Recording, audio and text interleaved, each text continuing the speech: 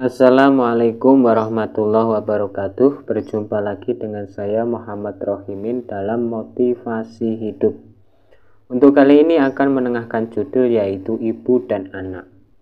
Namun sebelumnya saya mendoakan kepada teman-teman semoga sehat selalu, sehat jasmani dan rohani, dan dilancarkan semua urusannya dan dilimpahkan rizki yang barokah. Bagaimana penjelasan tentang ibu dan anak dalam kesempatan yang baik ini? Mari kita dengarkan baik-baik dan juga memahami apa yang akan dijelaskan nantinya. Bismillah.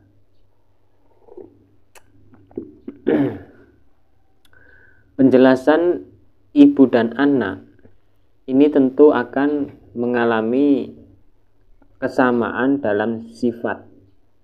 Jadi anaknya seperti sifatnya ibu. Ini memang tidak real, ataupun ada juga yang mengalami sifatnya seperti bapak juga ada. Namun ketahuilah bahwa seorang anak di situ sama ibunya akan erat, beda dengan bapak. Namun ada juga yang di situ anak erat dengan bapaknya. Ini sudah umum dibicarakan tentang ibu dan anak. Kenapa di situ anak akan lebih berani meminta uang kepada si ibu daripada meminta uang kepada ayahnya? Karena sadar bahwa kalau meminta ibunya akan berpikir bahwa bapaknya itu mengasih uang kepada ibunya. Namun ada juga yang di situ, nak, mintalah uang sama bapakmu. Itu juga ada yang seperti itu. Namun keberaniannya yang secara umum itu kepada ibu. Ini yang termasuk antara hubungan ibu dan anak.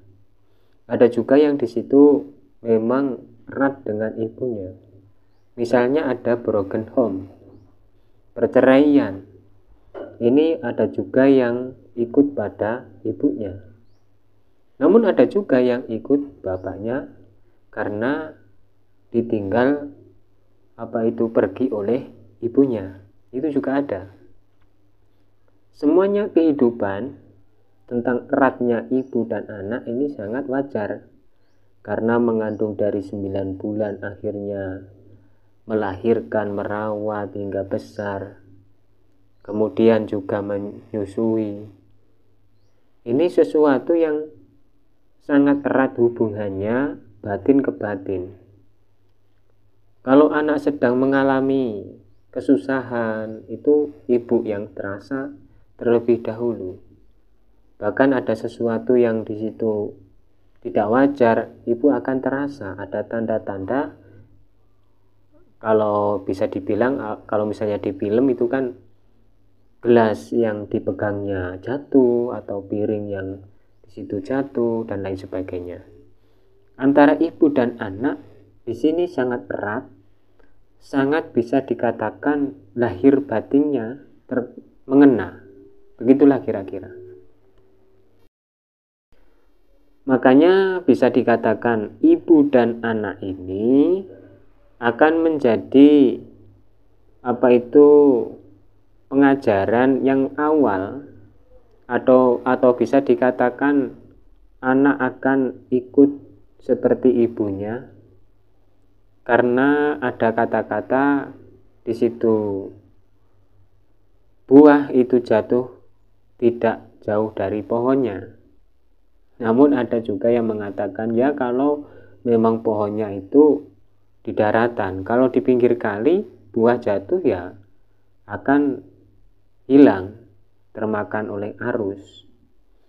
Namun bisa dikatakan di situ ibu dengan anak ini akan sama-sama seperti telepati. Kalau orang dulu ya, sukmanya akan bertemu dengan sukma lain, seperti itu.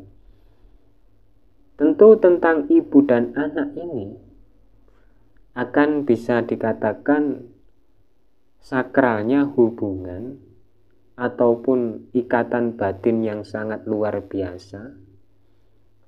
Kadang-kadang sifatnya seperti ibunya, tetapi fisiknya seperti bapaknya. Kadang ada misalnya anaknya laki-laki, terus dia sifatnya seperti ibunya, tapi secara kerjanya, kalau bisa dikatakan kehobiannya seperti ibunya, seperti ayahnya maksudnya. Seumpama ayahnya ini bengkel, tentu anak ini bermainan kunci dan lain sebagainya.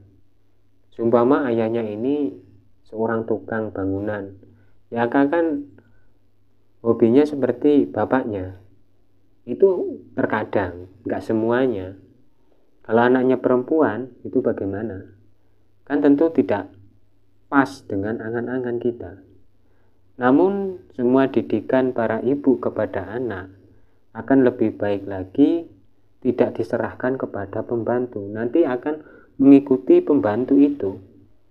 Bahkan kasih sayangnya kepada pembantu itu dicurahkan kepada anak, dan akhirnya anak ini seolah-olah tidak diurusi oleh ibunya yang di situ sibuk bekerja. Ini kalau di perkotaan, kalau di desa ya tidak berlaku seperti pembantu dan lain sebagainya. Kalau orang kaya itu berbeda walaupun di mana tempat.